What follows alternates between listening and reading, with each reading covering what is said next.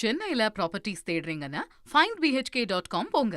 Matching ப்ராப்பர்ட்டிஸ AI உங்களுக்கு suggest பண்ணும். தமிழகத்தில் தேர்தல் களம் சூடு பிடித்திருக்கக்கூடிய நிலையில அரசியல் நோக்கங்களுக்காக குழந்தைகளை பகடைக்காய்களாக பயன்படுத்துவது மற்றும் அவர்கள் மூலம் உணர்ச்சி ரீதியான அழுத்தத்தை பரப்புவது கண்டனத்திற்குரியது என தமிழ்நாடு குழந்தை உரிமைகள் கண்காணிப்பு ஒரு எச்சரிக்கையை விடுத்திருக்கிறது. குறிப்பாக சமீப காலமாக இந்த சமூக ஊடகங்கள்ல வெளியாகக்கூடிய வீடியோக்கள்ல குழந்தைகள் தங்கள் பெற்றோரை குறிப்பிட்ட கட்சிக்கு வாக்களிக்க சொல்லி அழுவது போன்றும், அதே போன்று உணவு மறுப்பது மற்றும் பிடிவாதம் பிடிப்பது போன்ற காட்சிகள் பரவி வருகின்றன. குறிப்பாக குழந்தைகள் தற்கொலை மிரட்டல் விடுப்பது போன்ற ஆபத்தான உரையாடல்களும் பதிவாகின்றன. அரசியல் காரணங்களுக்காக குழந்தைகளோட மனநிலை சிதைக்கப்பட்டு குடும்ப அமைதியானது சீர்குலைக்கப்படுகிறது. இது குழந்தைகளோட சமூக வளர்ச்சிக்கும் பாதுகாப்புக்கும் நேரடியாக அச்சுறுத்தலாக கருதப்படுகிறது. இந்த விவகாரம் தொடர்பாக தமிழ்நாடு குழந்தைகள் உரிமைகள் கண்காணிப்பு பல்வேறு மட்டங்கள்ல புகார்களை பதிவு செய்திருக்கிறது. குறிப்பாக 2023 ஆண்டினோட தேர்தல் வழிகாட்டுதலை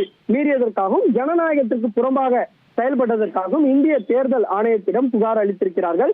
மாநில ஆணையம் இது குறித்து தாமாக முன் விசாரணை நடத்தவும் பாதிக்கப்பட்ட குழந்தைகளுக்கு மனநல ஆலோசனை வழங்கவும் வலியுறுத்தப்பட்டிருக்கிறது. குறிப்பாக தமிழக வெற்றி கழகத்தோட தலைவர் ஜோசப் விஜய்க்கு இந்த கண்காணிப்பகம் ஒரு கண்டன கடிதத்தையும் அனுப்பியிருக்கிறது. அதுல குழந்தைகளை உணர்ச்சி ரீதியாக பயன்படுத்துவதை கண்டிப்பதோடு பொதுமக்களிடம் மன்னிப்பு கோரவும் சர்ச்சைக்குரிய வீடியோக்களை நீக்கவும் வலியுறுத்தப்பட்டிருக்கிறது.